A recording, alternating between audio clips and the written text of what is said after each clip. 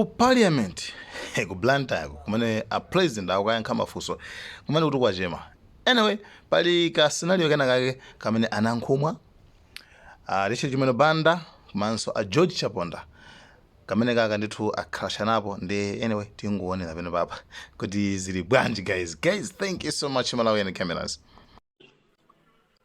First Deputy Speaker, I'm indeed rising here because personally I'm worried and the House need to be worried too, because this House or these premises are under siege, because we are told or informed that there are some vendors at the gate there. So we needed more information. We heard that the situation was dire at around lunch hour, and without us maybe tackling the issue for the information of the House, at least government should address the matter and brief us on what happened and what's the way forward. I thank you, because this again was a security matter and remains a security matter. Thank you. Thank you very much, Honorable Member for Mulanje Central. Be rest assured, the Office of the Speaker takes good welfare of its members. Whatever transpires, however, whatever conditions things are, we'll be able to communicate. So be rest assured, the Office of the Speaker and through the Sergeant at Arms, who is our overall security officer here, is there to guide. So be rest assured, you'll be communicated, but at the moment, everybody is safe. Leader.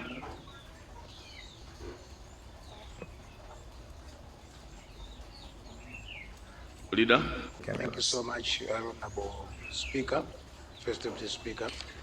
I would agree with the member for Mulanje South. Is it Mulanje South?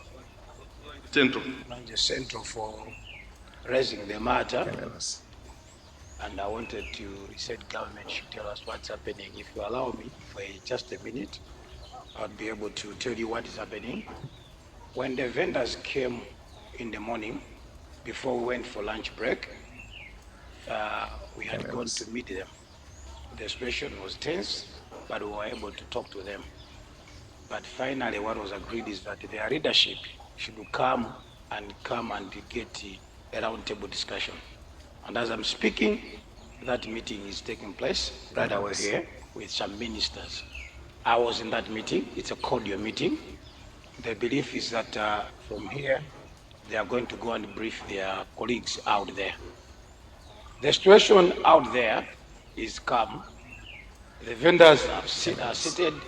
They are waiting for a response from government and indeed an address from their fellow leaders. And for that, members, just for guidance, maybe I know your sentiments. Honorable Leader, I want just to clarify a point. When Parliament is in session, ministers, their duty offices is at Parliament. That's why we have the ministerial offices. Minister of Finance, there's an office, and other. No, listen.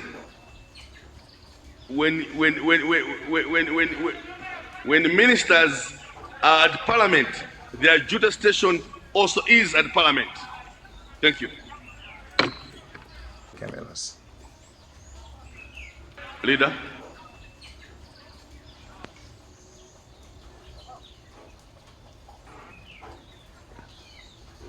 Right Honorable Speaker, First Deputy Speaker, in the morning, quite a number of members of Parliament from that side, this side, were together there at the gate. Even Mulanje Bali was there. So the vendors did not come with a written petition.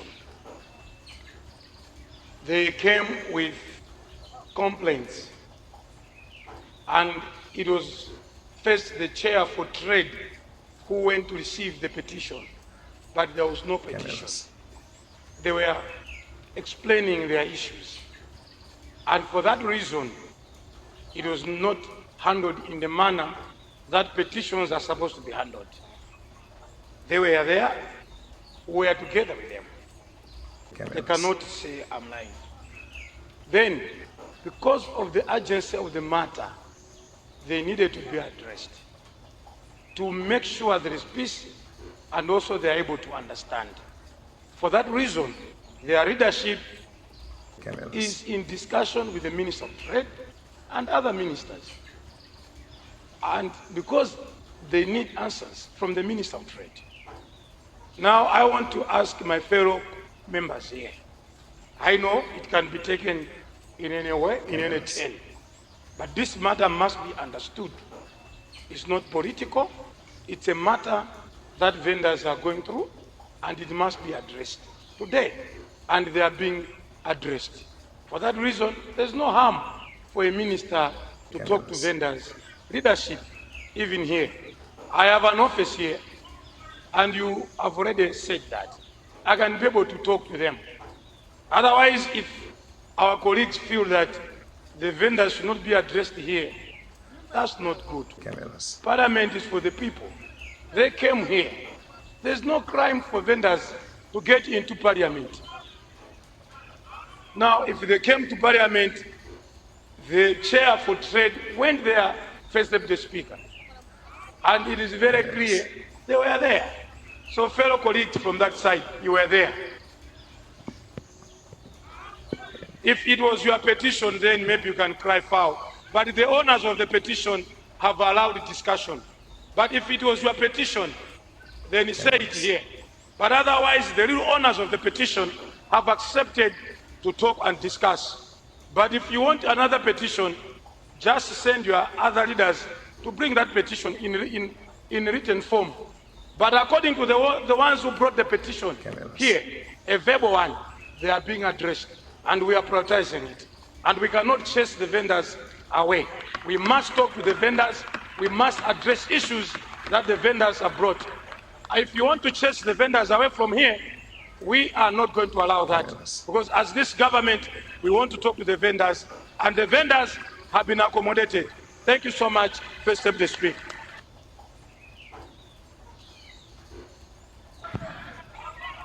Order, members. I want to recognize the leader of opposition, but before I do that, I want to make this statement. Leader, may you resume your seat? I recognize you, leader. I will recognize you, leader of opposition. I will recognize you, leader. May you resume your seat? I will recognize you. Thank you. I want everybody to understand this. When you got the news that the vendors are coming to Parliament, information came to my office, and it was me who instructed the chairperson for trade. Evidence is there. I can even show you my notes that I sent to him, telling him to go and receive the petition. So I want you to know that the office of the Speaker was on top of this issue early in the morning. So listen, I'm talking. You know our rules. When the chair is speaking, you listen. You know the rules. I'm not here to compete with words. When I finish, you rise. Let me finish, then I recognize you. Honor members, when I'm speaking, you sit down. I speak, I finish, you rise. That's how I do it. And that's my style. That's my style. Thank you. When the news came to my office, I rose to the occasion and found that the chair of trade is here, and I gave the instructions to go and see the petition. You've heard it clearly from the leader that they came without a petition, because Parliament is bound to receive petitions, and that's why we exist. But they came without a petition. So don't think that we never followed the procedures. We did, and we shall always follow the procedures. Leader of opposition. Thank you. Thank you, First Deputy Speaker. Honor members from government side. Honor members from government side. In Chinji North, order please. Thank you. Leader of opposition. Thank you, First Deputy Speaker. Your explanation has been heard. However, the procedure was not followed. The procedure is that when people are coming in that manner, they have come not for the ministers, but they have come for Parliament. It was not the duty of the leader of the House or yourself or anybody. They have come for Parliament. And it's because it is Parliament. I said chair of trade. That is, let me say. Chair of trade. Allow me to say. Chair of trade. Give me a chance to say. The procedure is that when they have come there, the secretariat here, they should call there and tell them that. Sorry, leader, I'm not getting you. Can you come again? Can you come again? All members, I want to get this clearly, please. The procedure is that we have the COP, the Clerk of Parliament. They deputize, they do send people there to tell them we have to have a petition, and they take one of the leaders, they come to draft the petition and set out the things that they want. And that comes before the business committee. And from the business committee, then that comes for the record and we debate here. That is the procedure.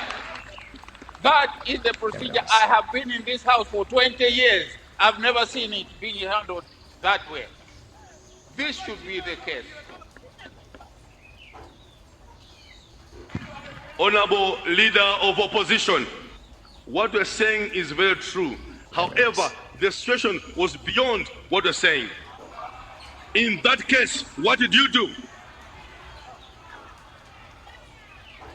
Honourable members, it is past 3:30. We suspend proceedings for a break. We'll come back at 12 minutes past 4. House suspended.